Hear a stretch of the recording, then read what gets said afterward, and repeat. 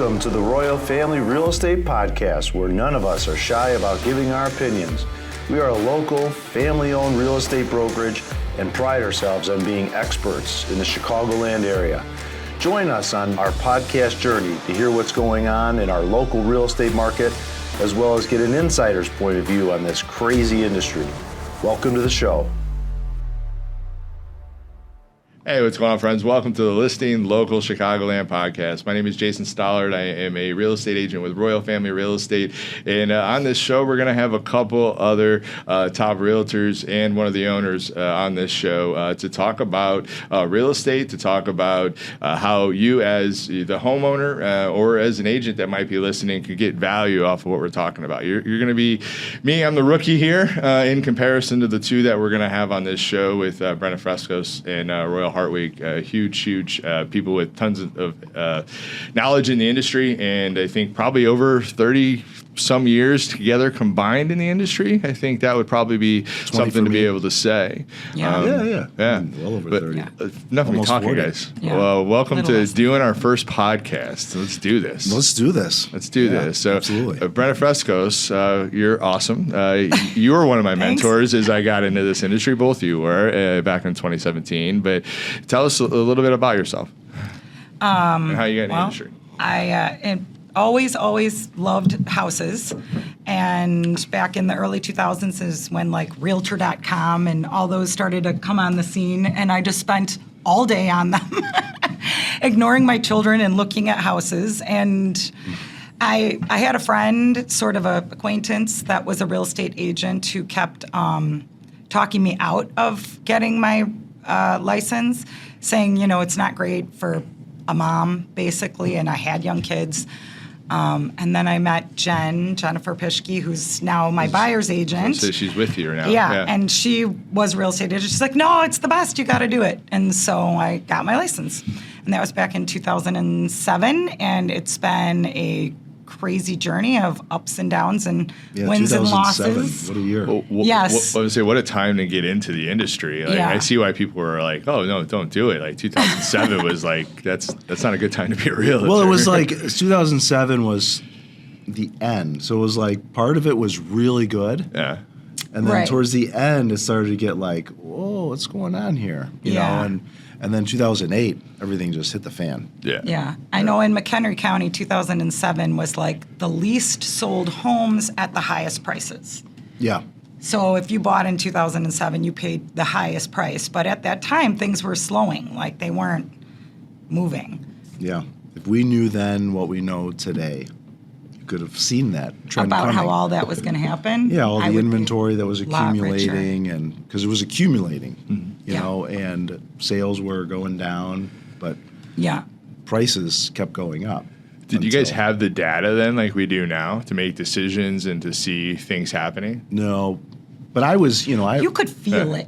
You could feel it? Well, yeah, but yeah, I mean, Yeah. I can see but that. you could feel it like you could feel it today, saying this is not sustainable. I think it's kind of similar. I kind of feel like that now. yeah. Yeah.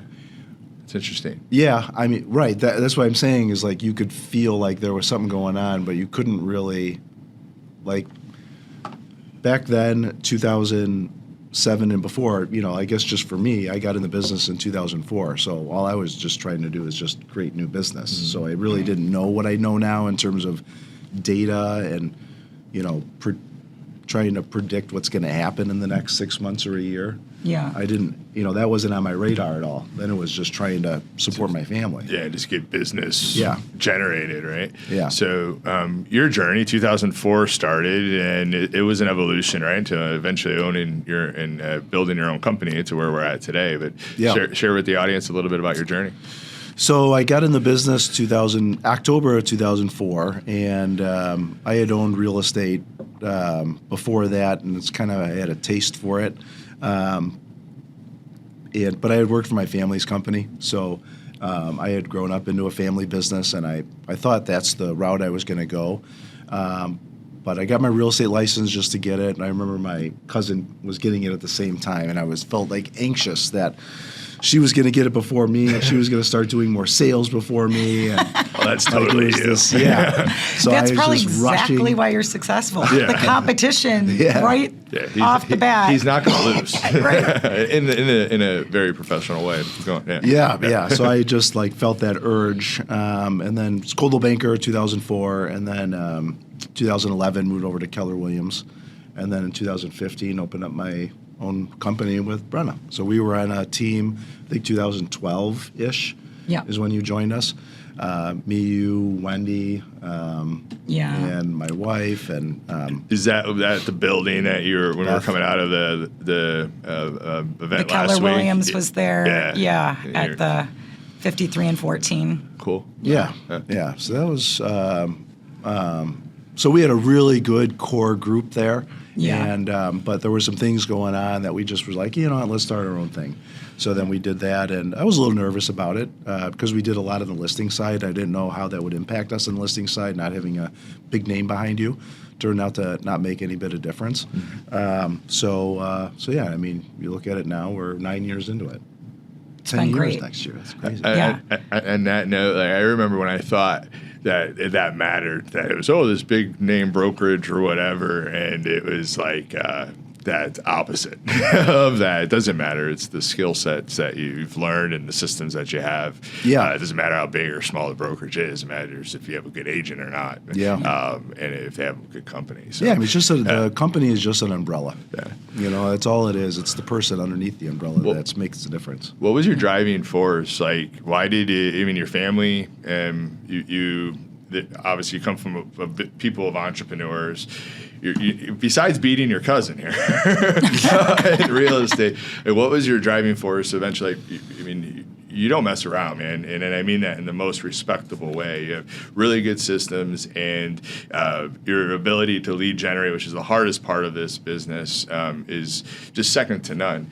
So there to get to a point where you could have just been a team. You could have went to go back to Coldwell Banker, stay with Keller Williams, or whatever else. But what drove you to build Royal Family Real Estate? I would say that the environment we were in, I felt like I didn't have control over it. At the By environment, you like like specific people. You like control? Cross that T. Okay. So I just felt like, okay, do we go somewhere else? So we definitely entertain that, or do we create something that's our own, and then then I'm ultimately responsible if it's not the environment that we want. We probably would maybe still been there, but not to say anything bad about a company, but there, when you have larger companies and lots of people in it, you get lots of personalities, and one or two can really change the way you feel in a certain situation. So we just decided to open up our own, and we had a really good core group. I mean, we were a brokerage operating within a brokerage. For sure. So it was very natural for us to move over. And the company we were with, the branding they let us as such that it wasn't very hard to transition over because our branding, that was back in the day when you can put the little company logo like this and no one could see it. Yeah. But you could have the team on there. Can't do anything. I don't even know if people noticed. No. Yeah. I don't think they even noticed. I think they always thought it was just our own brokerage, you know? Yeah. Just a boutique brokerage from the beginning. Maybe I could just add to that. Please go ahead. That part of the benefit of us moving was then, there's issues when you have a team that, they would have to do everything under my MLS number. And everything is dual agency if they're working with a buyer that's my listing and vice versa. So this allowed each agent to operate under their own silo, use their own MLS number, get their own production, and not have to be under my MLS number. So it was kind of a way to allow the agents to become their own brand within the company as opposed to just being under my name. Yeah, which I feel like you've done a really good job of. I think Brenna could probably attest to this. We're all built for something. You're built to run a brokerage, and Brenna, tell me if I'm wrong, but whether it's his systems or his leadership, I think that and how he treats his clients, you're meant to be in somebody else's box, man. You're meant to have your own box with other strong agents around you. So, yeah, thank you. Yeah. I know, but it's interesting because I never really, like when I was with Coldwell, I never wanted to leave Coldwell, and something happened that made me want to move. And then Keller Williams, same thing.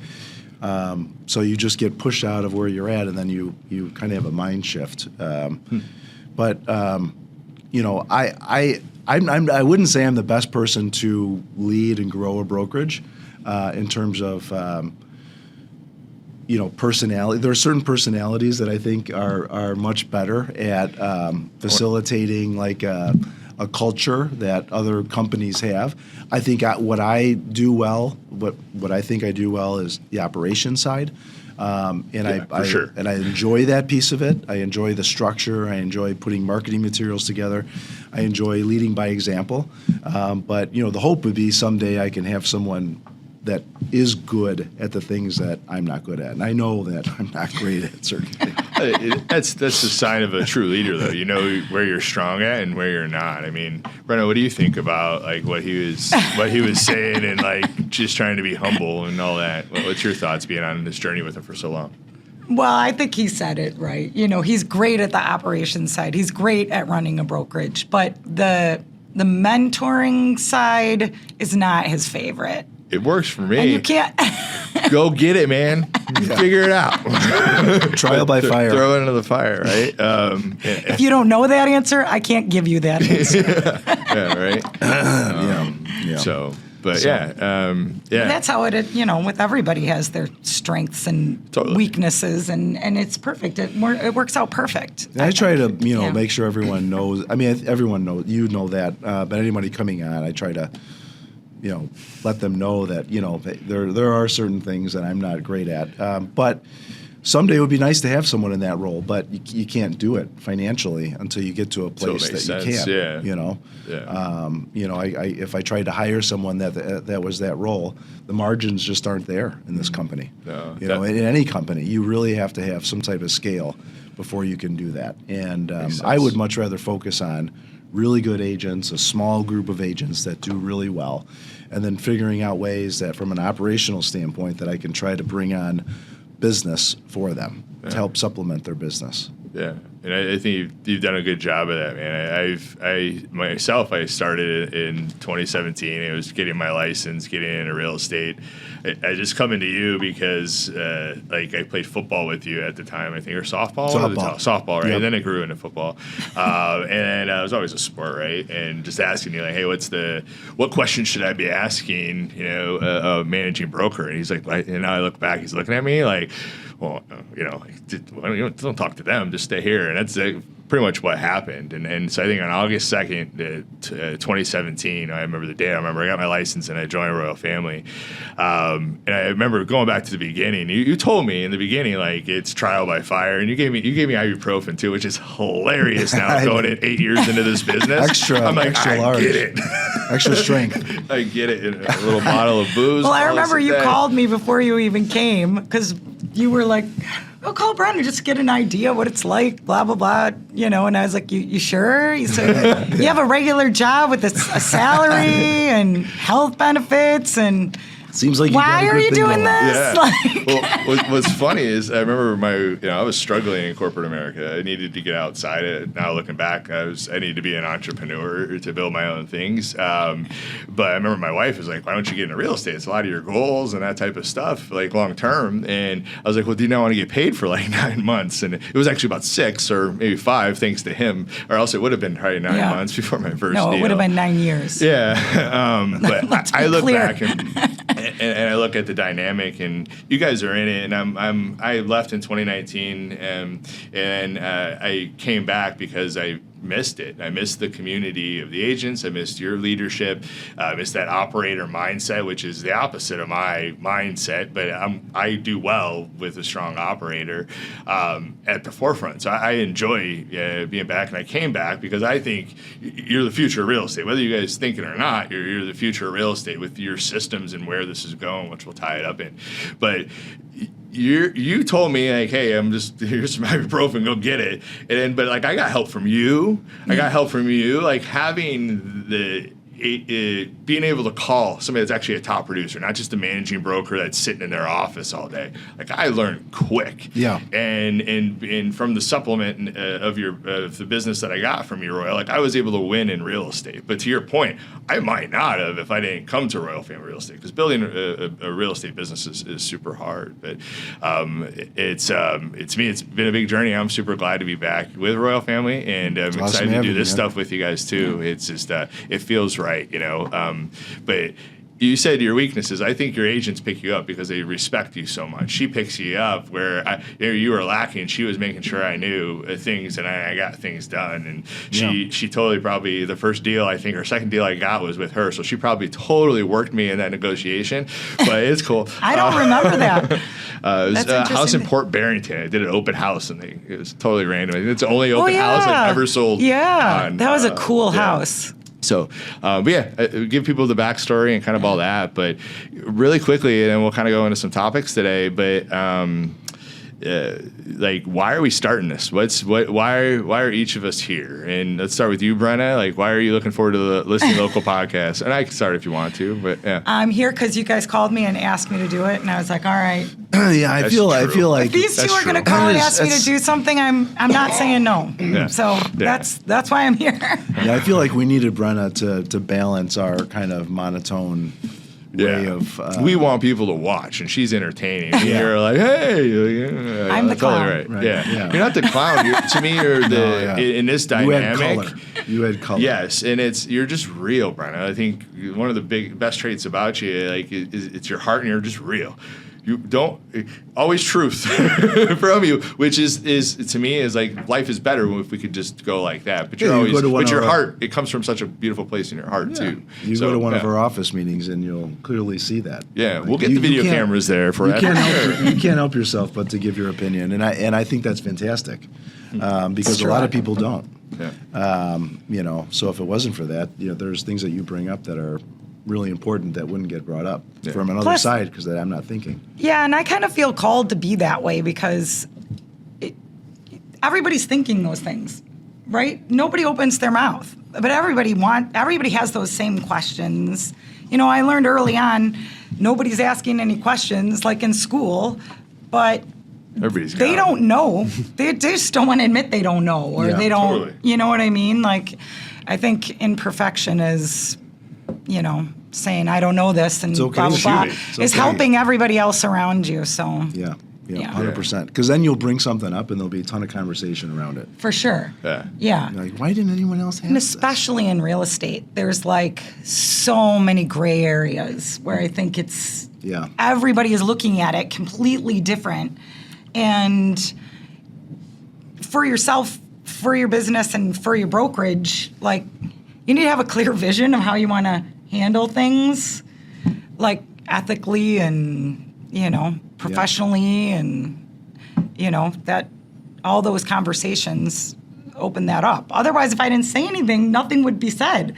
It would be like blah, blah, blah, blah, blah, That's blah, so true, though. and over. Yeah. You know what I mean? Yeah. And nobody would get into all the things they do and don't know and have questions about. And and when you're saying this, you're right. People are thinking it, but people don't answer it or ask that question because maybe they're insecure. Or they don't want other people to know, but probably half the room has those same thought process or questions. So, to me, I go back to like the dynamic of Royal Family Real Estate in that group. Your honesty and realness is a good attribute, because a lot of us agents will just want to sit there and not like ask questions, not dive in. I went out and I went to try a couple different brokerages before. I'm like, no, I was at the right place all along when I first started, but I had to go through that. But you're on an island there, and if you're going into it as an agent and that wants to hustle and wants to grind, but you got top performers there, you don't always want to ask that question or say something of your point of view. So I'm grateful because you go back to say it like it is. So I think when we talk about this show, like, it's great for our audience. Like, we might be a little bit vanilla. She's going to bring it out in us and just talk like real talk at the end of the day. Like that, we're not getting no fluff here. We're talking about real things, and those real things could help people along that real estate journey. So yeah, and I'm very opinionated too. But my when I think about or say things, I'm sometimes just not thinking about that other angle that you'll bring. Yeah. And I'm sure we'll be doing that with you when you talk about technology and how you just go off. Let's go, guys. You don't want to start that in the first episode. But man. I think my passion for content creation, my passion for the video, whatever it is, it's about stories. And at the end of the day, it's how our world's changing. But what I learned over the last 4 years is it's the operations around it. That's just a small part of being able to build a really successful real estate business. But I do love that part of it, and I'll drive you all nuts with it. Just like when people talk about printing, like we're kind of listening, Royal, but we drop off. But it's the same thing. But that's the beauty of all this, right? So when I think of Royal Family Real Estate, and for me, one of the reasons coming back was the systems, and it was the systems internally, but it was also the systems that we could give. And how we're differentiators in the market when it comes to being able to help our clients. So, Royal, talk about the systems, what differentiates us at Royal Family. So, I'd love to hear what you say first before I say you see how he just pushed that to you, right? I saw that. Yeah. I saw that. Well, I feel like the feedback that I guess that would be the most important, the feedback that I get from people that like list a house with us, right? So would be that they feel like they have a team. I always get, Brenna, I just love your team. Yes. They have a team of people working for them, and everybody specializes in what they do. We don't have a stage she's not part of the Royal Family. She has her own company, but it's been the same dear Teresa for awesome, as long as I've been around, and she is, in my opinion, just the best. She's awesome. So she's going to come and help you get it ready, and then the next thing is, the photographer, which, again, it's their own professional in their own industry. Like, they're not part of the Royal Family, but that's what's great, you're hiring a team of professionals to help them get it ready for the market. And I think that is the biggest reason that, we're successful and the houses show the way that they do and the results come back the way that they do. And I don't imagine that people get that feeling very often when they list their house at all. Yeah. From just an overall business professional to every little detail of how to get the house ready.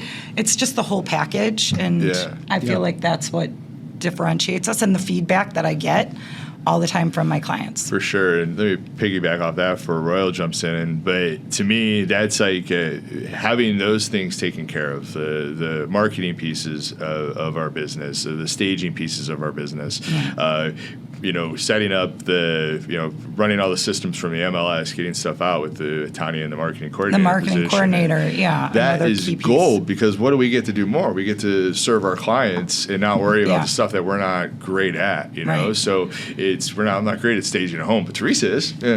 So, but I'm really good making sure you get the right pricing, those types of things. We all have our own And not things, only that, the number one complaint I get from people, especially if they already, which doesn't happen much in this market, but had their house listed and then now they're moving on to their second or third realtor, is that their realtor is never returning their phone calls. They get never getting in contact with them. They don't feel like they have, that kind of relationship that they should have if they're selling their house with them. It's, their biggest asset typically. And, that's something we're able to do because we're not busy trying to be a professional in 19 different industries. Yep.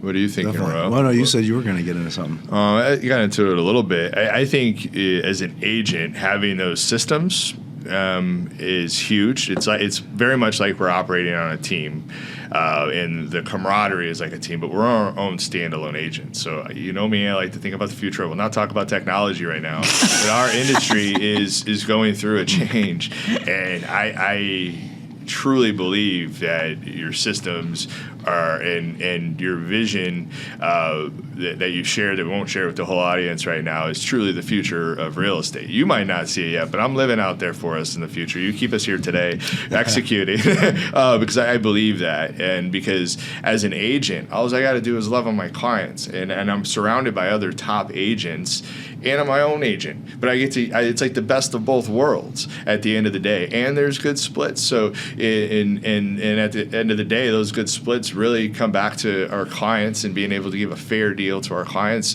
for a really, really high level of service. Yeah. So to me, it's a client winning thing, and it's also like as an agent, I have to worry about a lot less right now. I just have to I got to help generate the business, and I got to convert business at the end of the day. So that's to me, that's the differentiators, and I do believe I feel like there should be agents lined up out the door for your systems because of the autonomy you give us within those.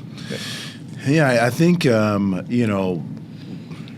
one of the things I don't love about this industry is that the barriers to entry are so low. Sure. And it takes longer to get your hairdresser's license than it does to get a real estate license. I wouldn't know. Yeah. Ball joke. From my understanding, it's like, I don't know. I must be slow. You must be slow. I didn't get the ball joke till he pointed out that's what it was. Yeah. So you can get your real estate license in 2 weeks, crash course, and then you're a realtor. Then you can go out there and help someone buy a home or sell a home. This is like the largest transaction in most people's lives, and you're an expert after a very small amount of time. To be an appraiser, you've got I think like 2 years. You have to have an apprenticeship. Yeah. Why is it so easy for someone to become a real estate broker? That I just don't understand that, and that's why I say that because then you get a lot of brokers that just don't know what the hell they're doing. Yeah, that's it. Especially from a business standpoint. So we have very good agents, I think, and one of the things that the company does is that we try to create some systems that allow them to just be the best that they can be. Such as listings. Saving about 4 to 6 hours, depending on where the property's located, and if it's a 1-bedroom, 1-bath, or a 4-bedroom, 2.5 bath, at least saving 4 to 6 hours from the whole bringing the property to market, and not only just saving the time, but you've got this group of experts that come in to get the home market ready. So, to your point about just saying, everyone says it's a team effort. I get that feedback all the time. If you go on Google and look at our reviews, they always mention the team, and I think that's awesome. Put experts where they can really be experts at what they are. Exactly. Because otherwise, then, if I'm a broker and I'm doing all these things, then I'm not going to be excellent at all those things. Totally, yeah. So put the people that are, and then you get some consistency with the type of product, so to speak, that you're putting out into the marketplace. And then our brokers can be a lot more productive. And then we have systems in-house that, to where you don't have to worry about mailing to your mailing list or sending emails out and thinking about the content, and all of that is created in-house to try to make it so as a broker, all you have to do is just work your business, keep in touch with your clients, maintain those touch points, and just be an expert out there. And you give us our own CRM too, like the tools as well. Sorry to cut you off. Yeah. Keep going, but just let them. And a lot of brokers don't know what a CRM is, which blows my mind. Or they'll use Excel. So I mean, for the longest time, anytime somebody would say, she has top producer. I didn't hear she has top producer. I was like, oh, she's a top producer. Top producer. That's awesome. I had no idea what it was. None. I just thought that was like some label good agents got, when I first started. I'll tell you, it's very uncommon for someone I meet with that's a broker to say that they have a CRM that they use consistently, and that's what I feel is like the foundational piece that creates a broker to be excellent at what they do, is have some type of foundation for managing their clients. And then, as a company, we provide supplemental business. I do what I can to try to bring in new business, and that's a challenge in this market because there's very few listings, and we do a lot on the listing side, and not a lot of people are raising their hand to put their house on the market. Yeah. So, I think it would be fair to say that I'm doing everything I can to try to do that right now. I think that's very fair. And at some point, it's going to really pay off. I believe that to my core. Yeah. But it's just been a challenging time for any type of brokerage out there. And I try to offer pretty competitive splits that the company's not making a ton of money, but they're because we do take on a lot of costs in terms of what we do to mail and admin. If we've got 2 full-time admin, and what we do to advertise, bring homes to market, we take on all that cost, lock boxes, signs, everything. So I try to offer it to where, it's fair, a win-win, but we couldn't operate alone just on the brokers. That's why I'm in sales. But at some point, we could reach a point in terms of production where we're doing enough sales, and then I could more focus on the operational. But that's way down the line. I enjoy the sales piece of it. I do enjoy working with clients. So I feel like I'll always be in some type of sales role. Mm-hmm. And plus, I just think it makes me be able to give you guys answers to your questions. Oh yeah. When I know what it's like in that situation. Yeah. Yeah. It's a big piece of it.